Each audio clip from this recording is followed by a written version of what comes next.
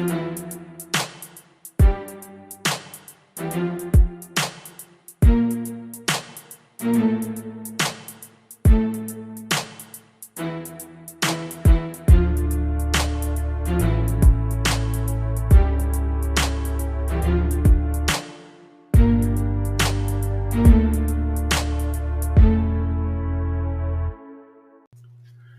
friends, welcome to the Strangers in Common podcast. I hope this finds you well, and if you're not well, it's okay. I'm always here for you. And with that, it's not just, a little catchy saying. I really am. If you ever need someone to talk to or vent to or whatever, reach out to me through the social, send me a message, whatever it may be, I'll answer, email. So just want to make sure everybody's aware of that I definitely am here for you. And if you need to talk or anything, just let me know. So we'll continue on from last week and we'll continue to get to know somebody that you don't with our second part of our conversation with Mala. The reason I also decided to come on the podcast was I also want to make sure that people understand we are not the country of snake charmers. Like, we're far from it. Like, you have Right.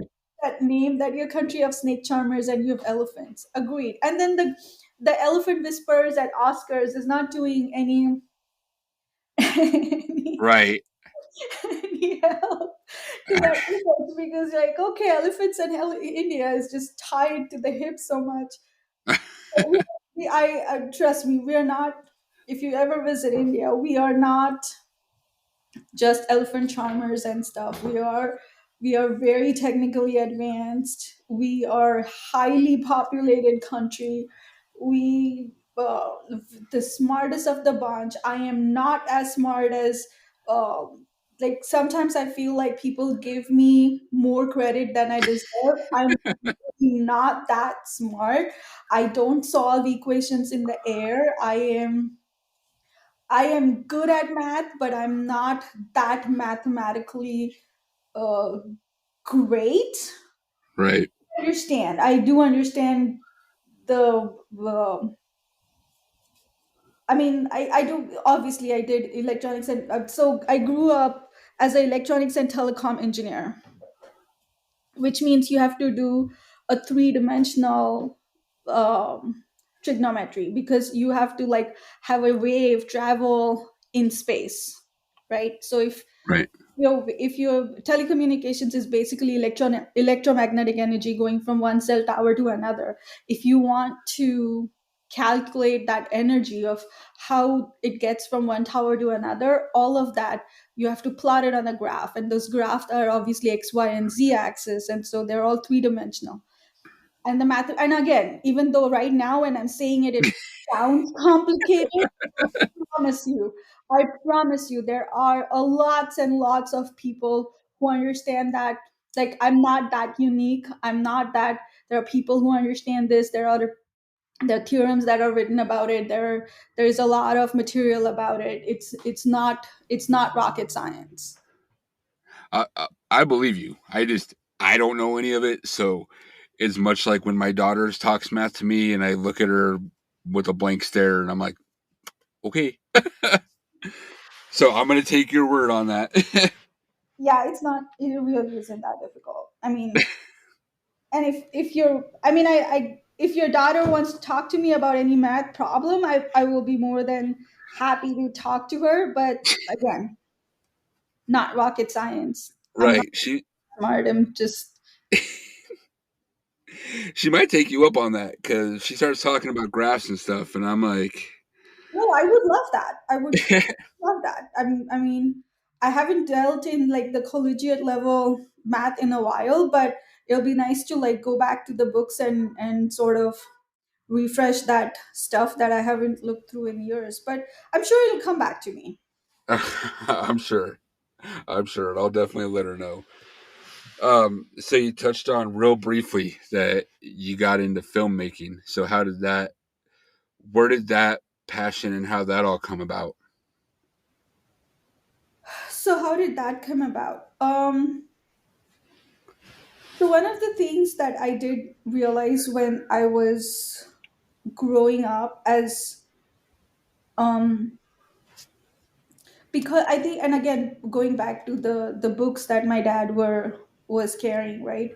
Those have to those have to have left an impact. Reading that much material in 2 months for all the school years, 10 plus 2, 12 years worth of all of that material, that 2 3 months of just soaking up and reading and reading and reading. I knew that I wanted to be a writer. So I think if what I was saying before, the strict, like, hey, you have to keep up your grades and you have to do this and you have to do that, and all the beating, if that was not happening, and I would have let myself sway away into whatever life makes me do and do stuff, I think I would have been a writer. A writer and writing stories that are imaginative and about kids, and because those kind of like Harry Potter and Lord of the Rings, and mix it with True Blood and mix it with like those kind of things, just twisting and turning the stories and making them complex comes to me very naturally. Oh, nice. So if it was to me, and that one of the things that I realized after coming here was, so and you asked me the question earlier that, hey, what was happening with the guys, and how before I met Jake, and how was I responding to that. So once I realized that I was okay with the money, like I can live here, I'm not going back, this is going to work. Right. And and because for a few years I still did not take up anybody seriously, plus my job was, because I was taking gigs, it was gigs, like you go, so I was like a technical doctor, consider me as a technician doctor. So I go to a place, I ask them, hey, what's wrong with your system, and then they tell me, hey, we needed to do this and this and this, but it's not doing that. So sometimes I have to like tweak the system to do it, or sometimes I have to get a developer and design it, and then the developer writes the code for it or stuff. Or sometimes I say, hey, these are system limitations, you can't do it, or something of that nature, right? So I was traveling every 3 months. My first 2 years when I used to live in New York, New Jersey area, there my best friends were the bartenders, because you go to work, right, you go to work and you can be friends with people who are you consulting with, like you want to be professional, you can't be friends, you can't, I try to not like be laughing with them and go out have drinks with them or anything. Right. They obviously, as a consultant, they would put me in a hotel, and these were nicer hotels which had usually had a restaurant and a bar, and so I would eat at a bar because that is the only person outside of work that day that I used to talk to. And apparently here, I didn't know that at the time, but apparently there is a trend here that the bartenders usually hear your vows, so those were Yep. talkers. And we would just talk, and every 3 months or so I would change the location, I was in a different hotel, different job, different company.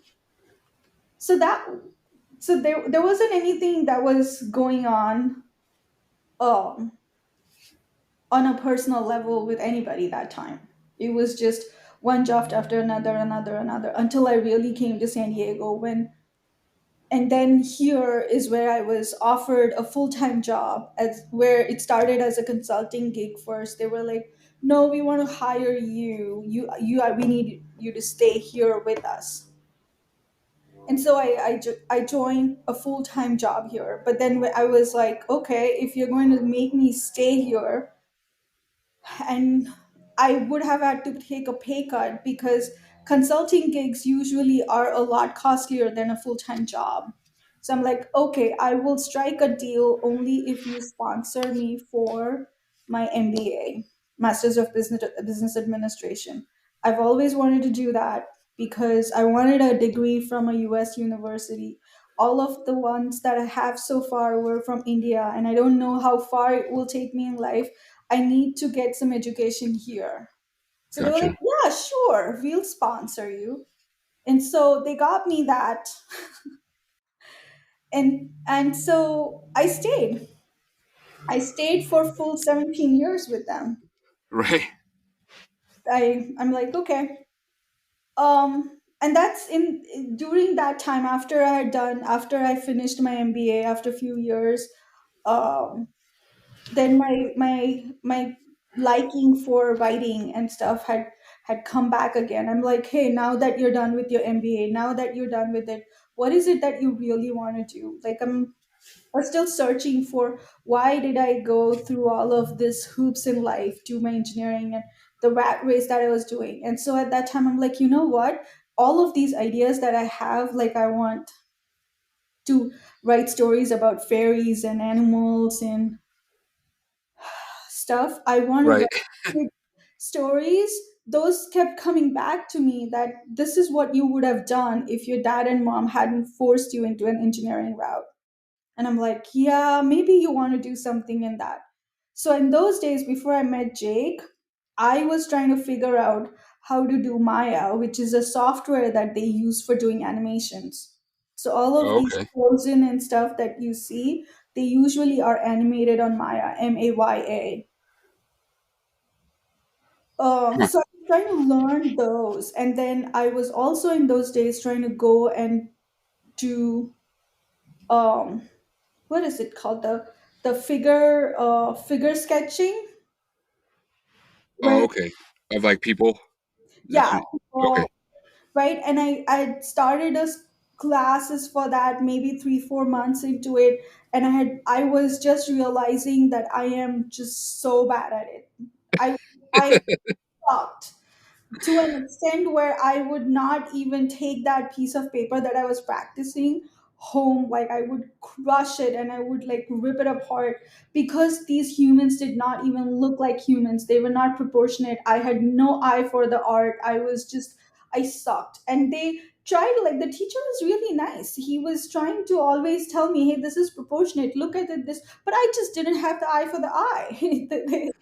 Like, just I I just have such an engineering brain that, from artistic perspective, to have those things in, like, hey, your hands are in of this length to your torso and your head is this length of, he was trying to, I nothing catched on, like, seriously nothing. I was, so then I was evaluating how do I go about. So then I'm like, hey, but the SpongeBob is not, the SpongeBob is square. Like, you don't have to learn like figures for, like, human figures for it. You can obviously make it with like something that is more symmetrical. Like, you don't have to have that proportions. Like, okay, maybe that's what it is. So in those days I was thinking of trying to figure out how to do an animation movie as one person gig, just single, That's right? that's And some work.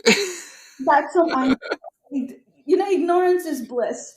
Most Right. of movie making has turned out into that itself. Like, hey, so how bad can it get, right? How bad can it get? Really? Like, not as bad as like we not doing anything right now. So ignorance was bliss. And so, but then I was just little by little realizing that I don't have a computer that could have that sort of power. It requires this much, and then that is just maybe 20, 30 grand in the computer. Then I Oh have to wow. put Maya on it, and Maya itself is costly. That's another 5 6 grand.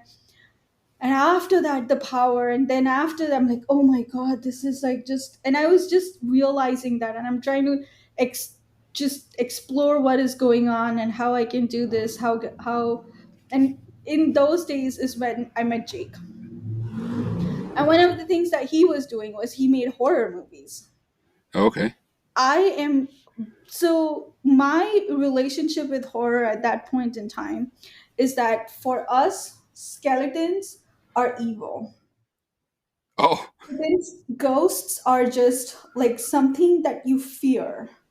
So every Halloween, I used to get Like in initial days, I used to get super nervous, super nervous. I remember like one time I was driving on a freeway, and during Halloween there was a guy who had a hand stuck out of his truck. Okay. Chased him, and I don't know what I was thinking. Like I'm like, this is my social sort of awkward part. And I chased him, and I go up to him, and I'm like, hey, you have a hand in the trunk. I'm like, what was I thinking? I'm just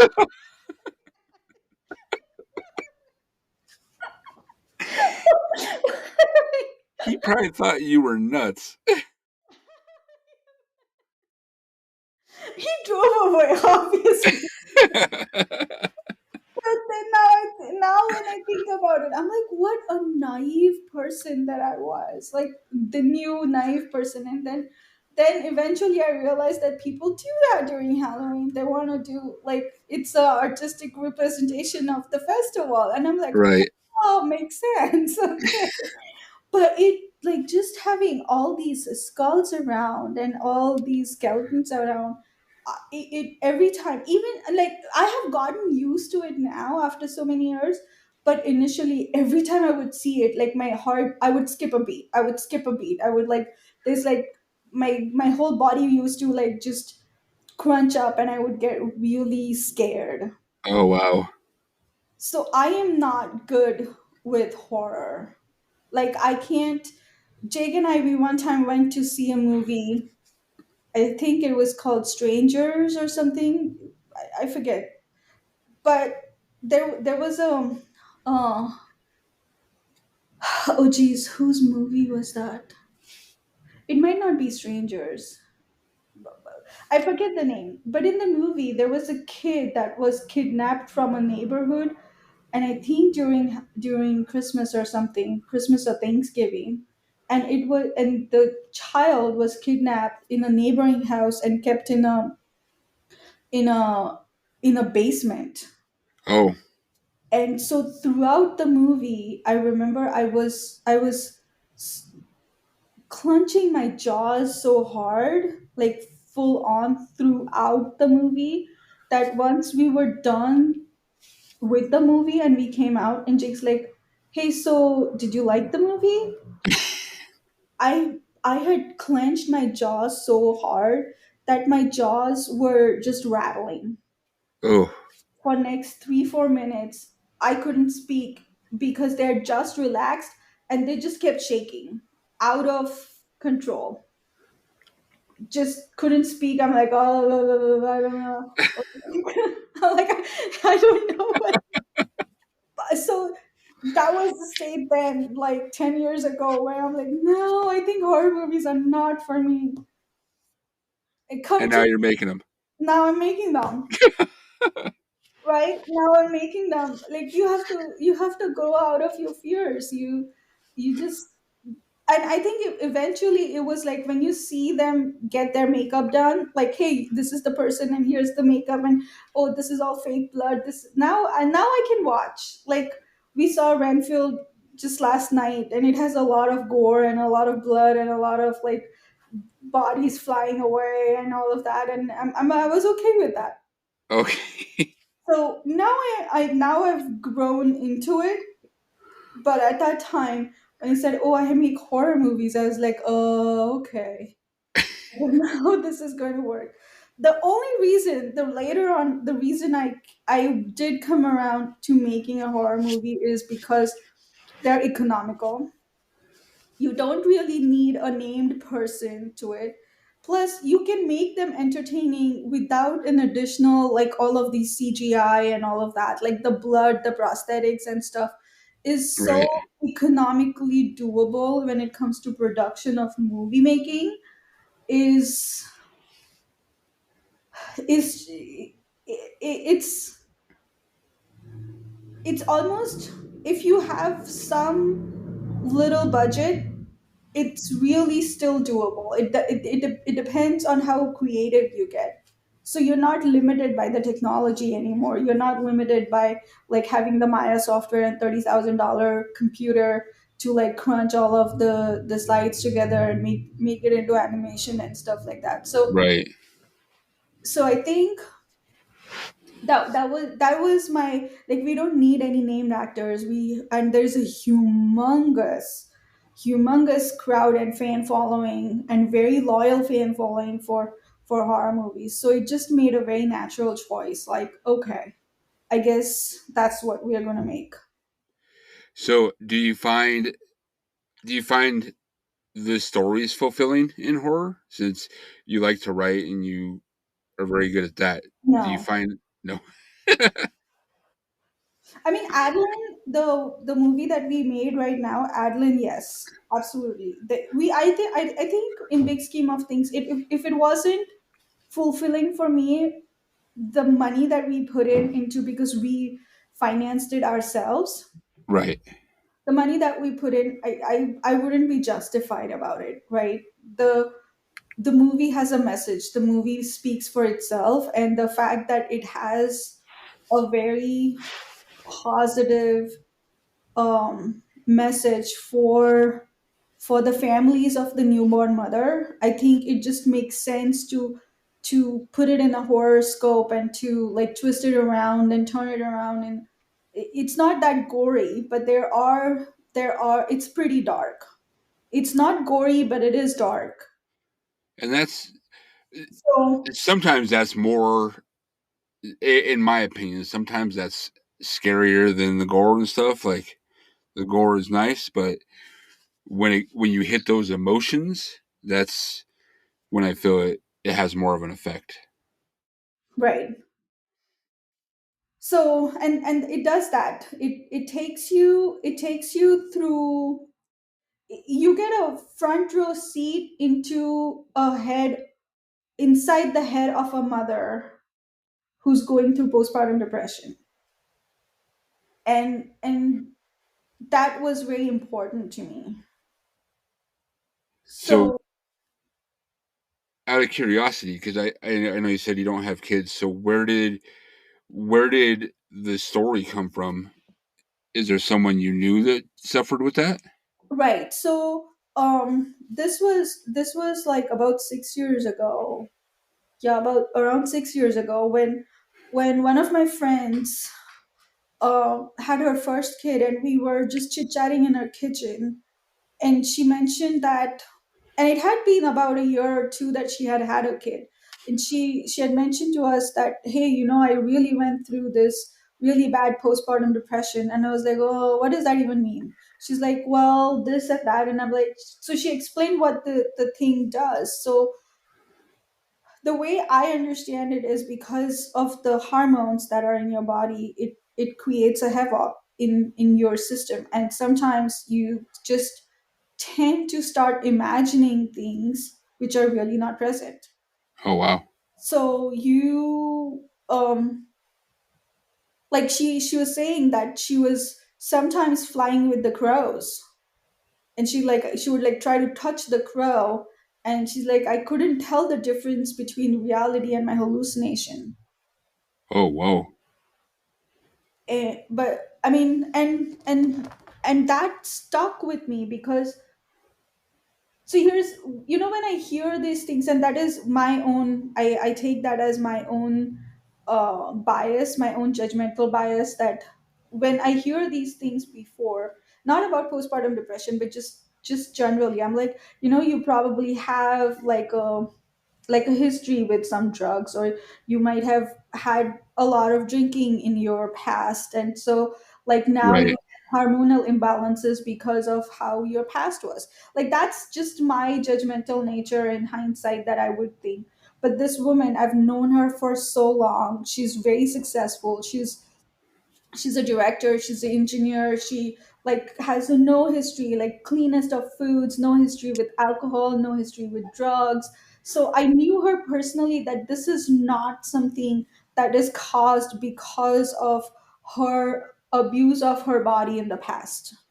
This is completely and totally caused by just her pregnancy. And that just hit me hard, that at age of 40, I still did not know that there were conditions that were so detrimental to motherhood. I just had never heard of that. And then the more I read about it, that some mothers have killed their children because like they get labeled that they're not fit to be mothers, and there's just so much stigma attached to it, and there is just so much uh, pain attached to it, and the poor mothers, they just go through it, they get over it, and then they still have this kid who's really small that is still growing up Right. till 2 till 4, like until that kid, so they get busy with life even after they get over, so they don't get a chance to really represent the story and the pain that they go through. You only hear about it from like the grapevines if you are hanging around in the motherhood groups, like it hasn't, that pain is so common and still never gotten out. Like I never heard it before. Like how did you live 40 years without not knowing about this common thing? Right. And I honestly, it's a lot with, not just that, but a lot of the stuff people suffer with in silence because they just don't. It's just not spoken about. So it's even even bringing it in the aspect of a horror movie is great that you got it out in front of people. I mean,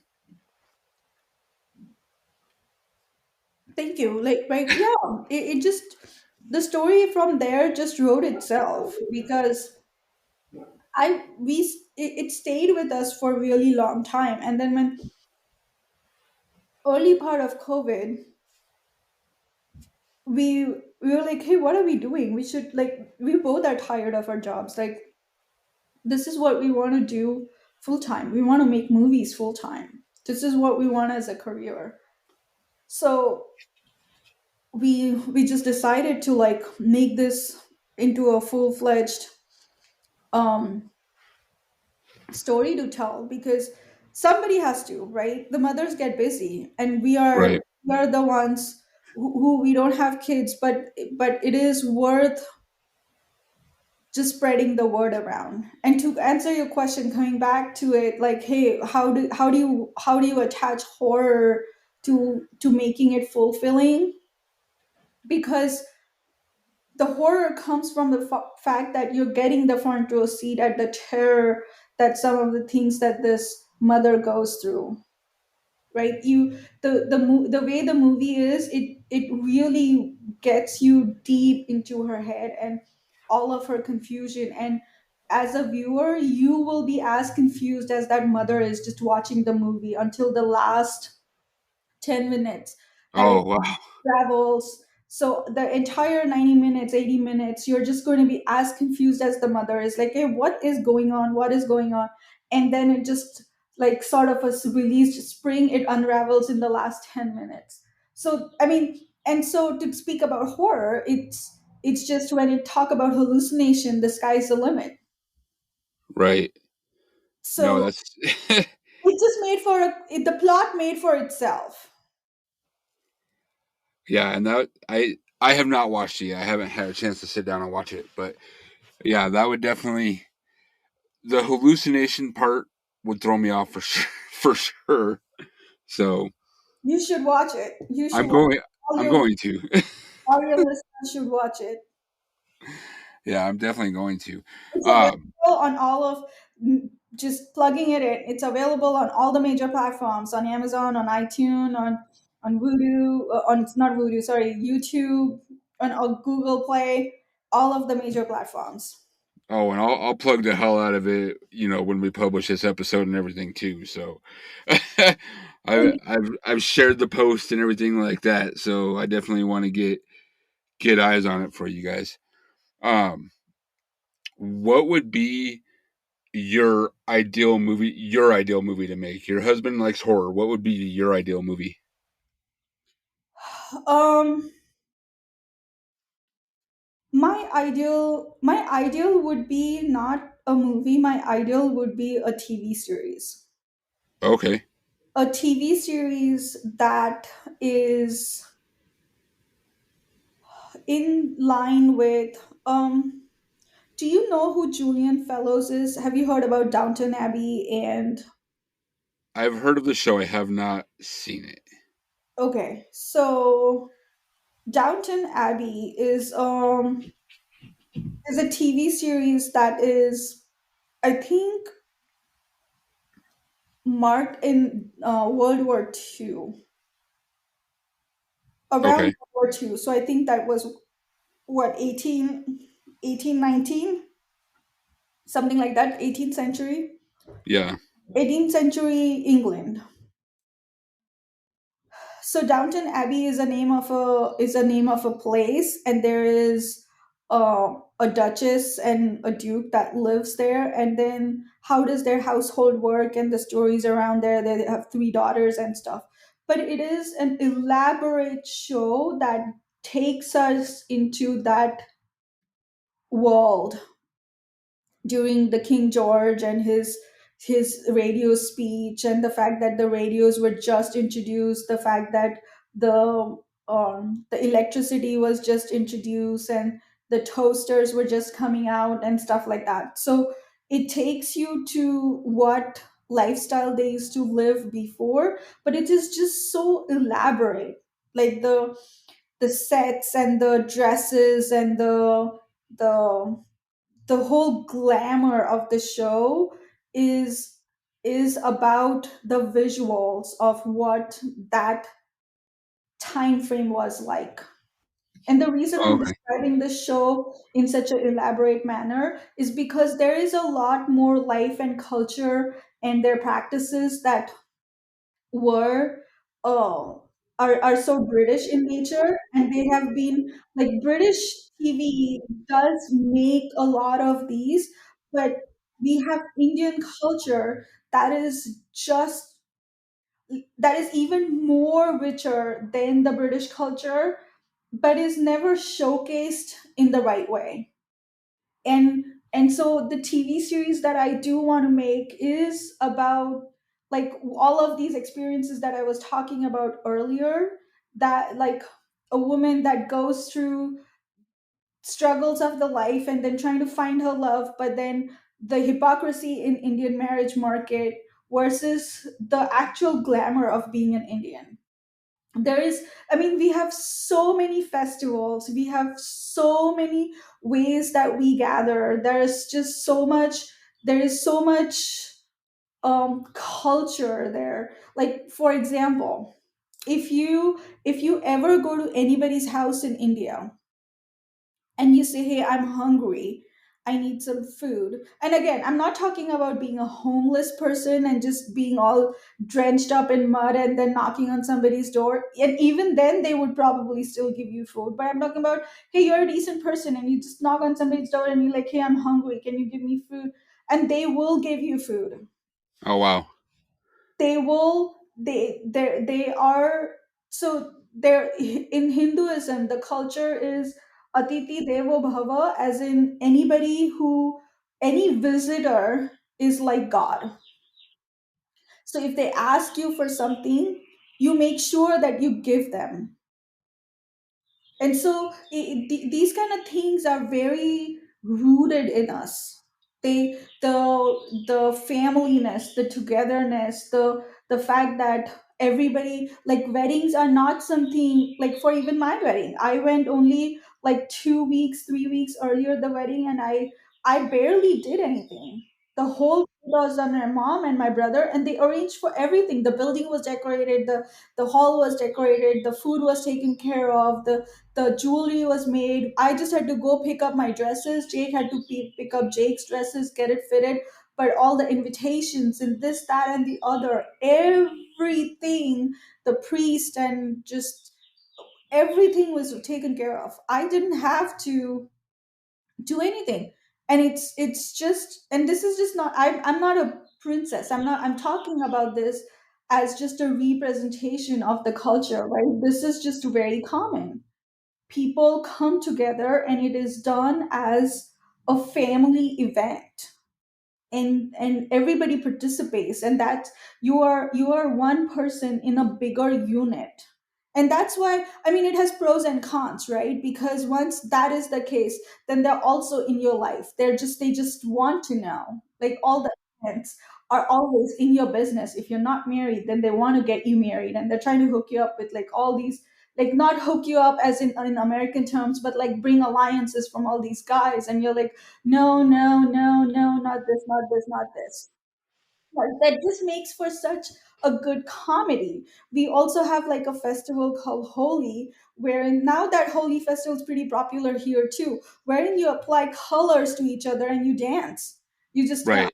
around, you like, you put water on each other, you apply color, and so everybody is like, you wear a white dress especially for this event, and you apply color. It's on everywhere. It's applied. It's on your face, in your hair, in your ears. Like, shower, that you kind of have to take a 2 hour shower because you find color in every nook and cranny that's possible, done with with plain holy. And it's not like you go for a few minutes and you're out. No, you stay there. You like, it's a 2 hour 3 hour thing, and you just keep applying and just jumping around on the grass. And it happens everywhere now, in LA, in San Diego. It's a like Google Holi, HOLI, Festival of Colors.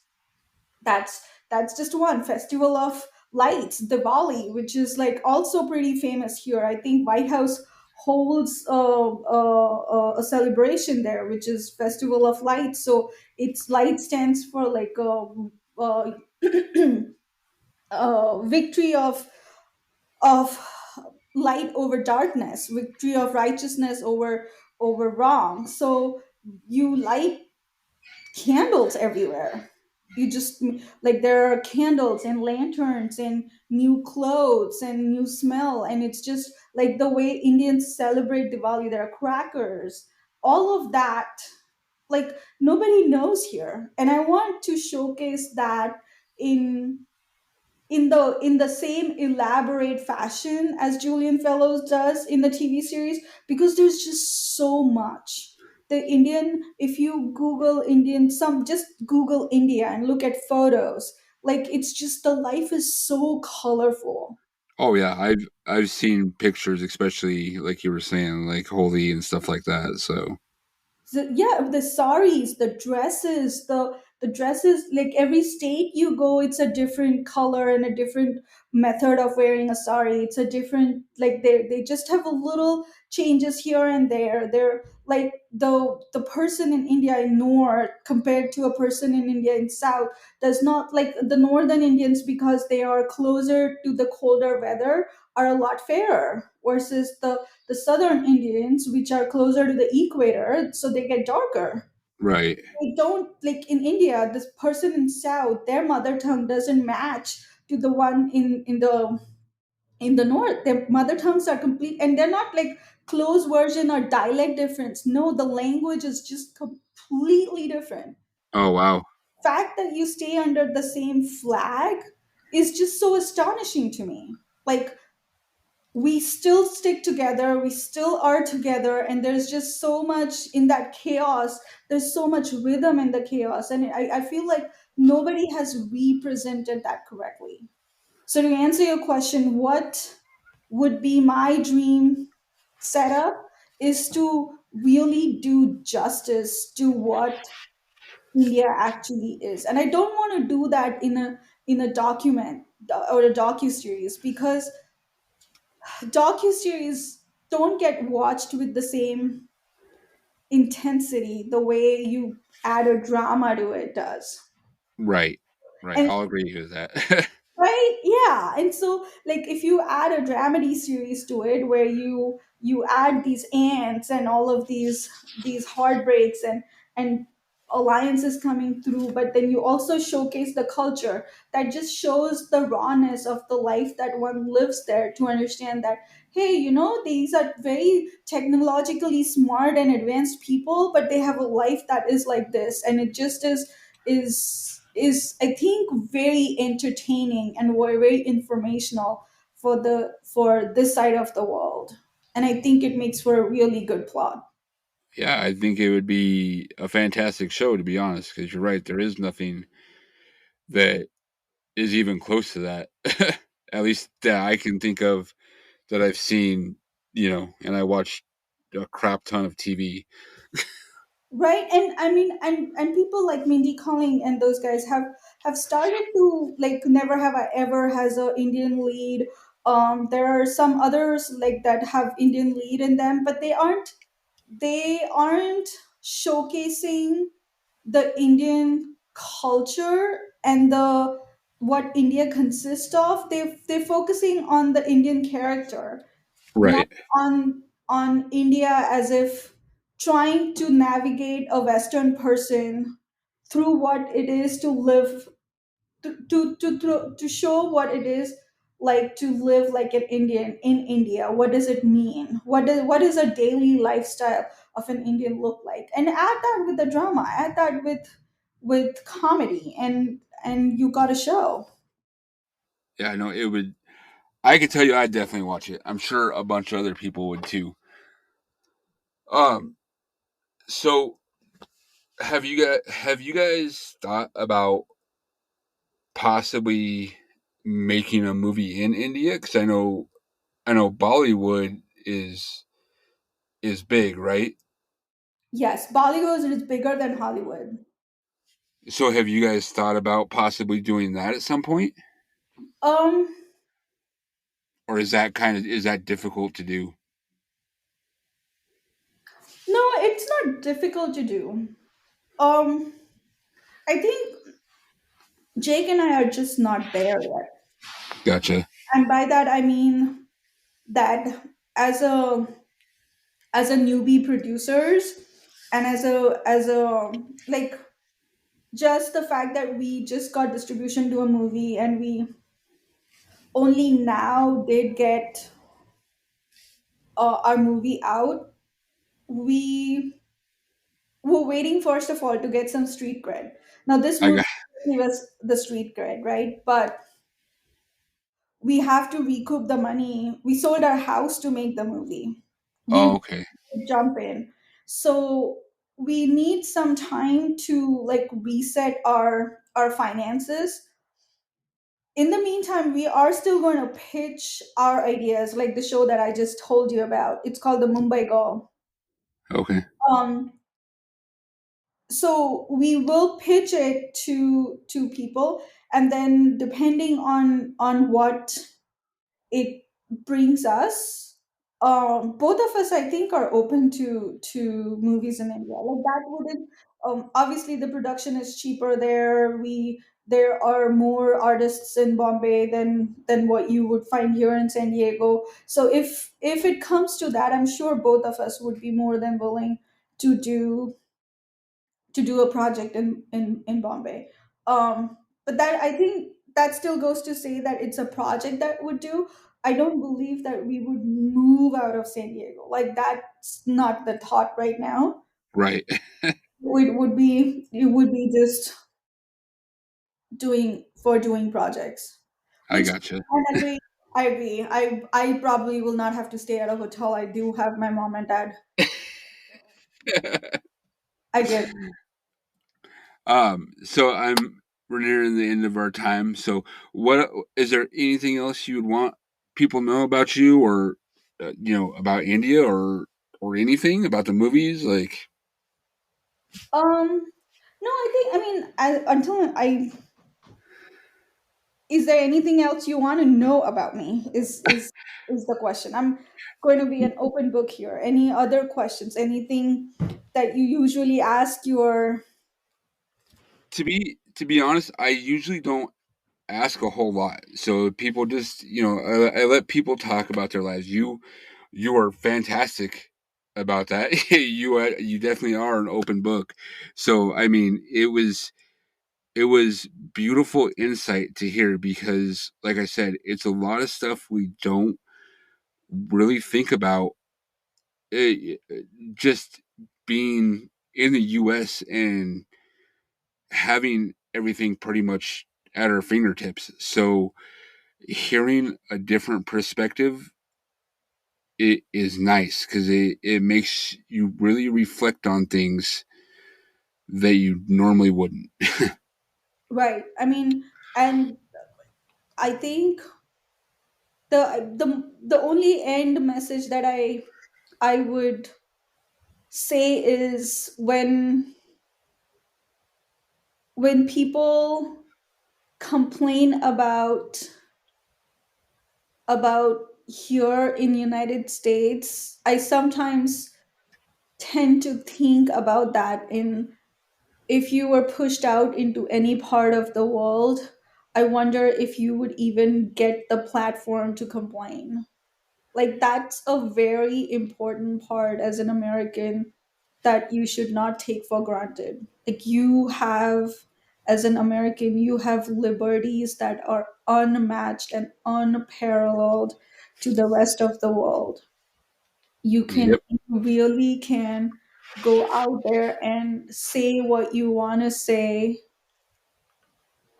and you get the liberties of being who you are, true to yourself, and that you should not take for granted. People, I feel like this era of the cancel culture and all of the political stuff, it sort of is going that route, and I sort of am a little afraid of that. That, hey, the reason why I live in this country, the reason why I love this country, even though I'm still an Indian citizen, but I live here and I love it here. I live here because I love it here. Right. And so I don't take that for granted. I know I'm paying a cost of living away from my parents every single day. So it obviously is worth it still for me, to live here, and one should cherish that and make sure that we all make the right decisions and very informed decisions about that. Well, that is all very well said, and I sincerely appreciate you coming on and talking to me. It was fantastic. It was fun. It was fun. And anyone that listens, we want them to go watch Adeline. It's on all services, It's like on she stated, Prime, it's on Google Play, it's on iTunes, and it's on YouTube. and it's ADYLNN.